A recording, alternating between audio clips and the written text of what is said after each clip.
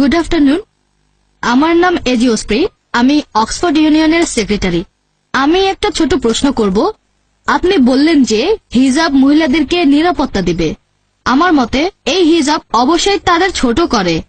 যদি কোনো মহিলা এভাবে চিন্তা করে, এটার উত্তরে কি বলবেন? আপনার প্রশ্নটা যেন কি? আপনি আপনার লেকচারে হিজাবের কথা বললেন যে এটা নাকি মহিলাদের নিরাপত্তা দেবে। এখন একজন মহিলা যদি হিজাব পরার সিদ্ধান্ত নেয়, সেখানে তাহলে সে মহিলাকে ছোট করা হচ্ছে। বোন সুন্দর প্রশ্ন করেছেন। আমি বলেছিলাম যে মহিলারা হিজাব পালন করবে। এখন হিজাব পালনের সিদ্ধান্ত নিয়ে মহিলারা তো নিজেকে ছোট করছে, এটা তাদের নিচু করছে। পবিত্র কোরআন পড়লে দেখবেন কোরআন এবং ইসলাম এই হিজাবের বিধান দিয়েছে। তার মানে মহিলারা শরীর ঢেকে রাখবে, যে অংশটা দেখা যাবে সেটা হচ্ছে মুখ আর কবজি পর্যন্ত হাত। এটা করা হচ্ছে শালীনতার জন্য। আর এই কথাটা যে শুধু কোরআনে বলা হয়েছে তা নয়, এই কথাটা বলা হয়েছে বাইবেলেও। বাইবেল পড়লে দেখবেন 1 তিমথি অধ্যায় নম্বর 2 অনুচ্ছেদ 9 বলা হয়েছে যে মহিলারা শালীনতার সাথে তাদের পোশাক পরবে।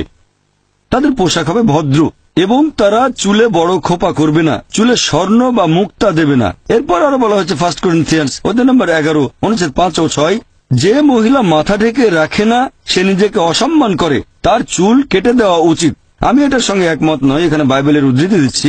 একইভাবে বেদ পড়লে দেখবেন বলা হয়েছে মহিলারা মাথা ঢেকে রাখবে। তাহলে সবগুলো ধর্মগ্রন্থই বলছে যে মহিলারা কাপড় দিয়ে মাথা ঢাকবে। এটা শালীনতার জন্য, এটা মহিলাদের ছোট করার জন্য নয়। আর আপনারা দেখবেন আমার বিরুদ্ধে একটা অভিযোগ করা হয়েছিল এরকম যে ডক্টর জাকির নায়েক বলেছেন মহিলারা যদি হিজাব না পরে আর যদি তারা পশ্চিমা পোশাক পরে তাহলে তাদের ধর্ষণের শিকার হওয়ার সম্ভাবনা থাকে। এখানেও আসলে ভুল উদ্ধৃতি দেওয়া হয়েছে।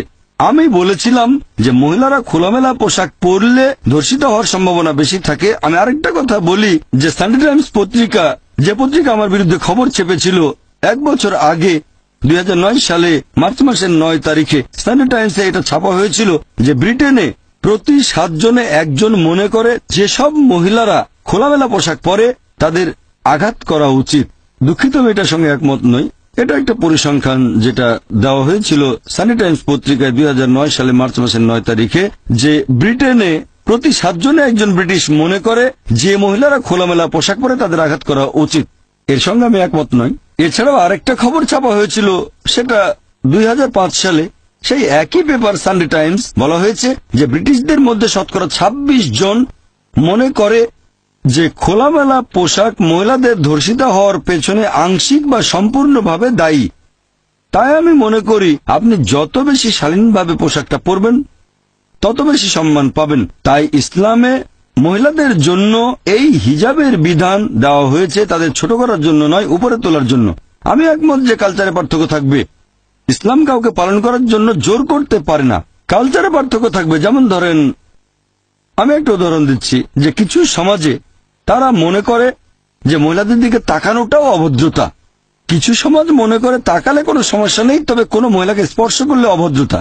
আবার কিছু সমাজ মনে করে হ্যান্ডশেক করলে কোনো সমস্যা নেই।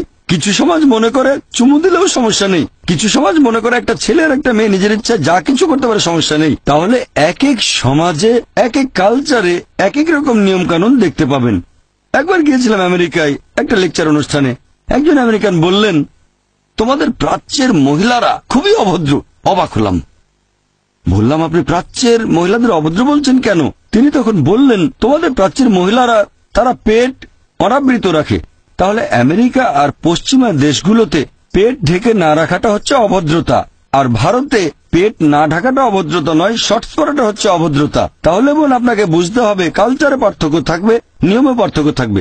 ইসলাম জোর করতে পারে না পালন করার জন্য। পবিত্র কোরআনে পরিষ্কার বলা হয়েছে সূরা বাকারা অধ্যায় 2 আয়াত নম্বর 256, লা ইকরাহা ফিদ্দীন, দ্বীনের ব্যাপারে কোনো জবরদস্তি নেই। তবে যদি একজন মহিলা হিজাব পালন করতে চায় কারণ তারা মনে করে যে এভাবে শালীন থাকবে, সম্মান পাবে, আমার মতে অন্য মহিলাদের দ্বিমত হওয়া উচিত না। আমি যখন যুক্তরাজ্যে গেছিলাম তখন হাজার হাজার মহিলাকে দেখেছি আমি যারা মাথা ঢেকে রেখেছে। তারা মনে করে এতে মর্যাদা বাড়ছে, কারণ হচ্ছে শালীনতা। আশা করি উত্তরটা পেয়েছেন।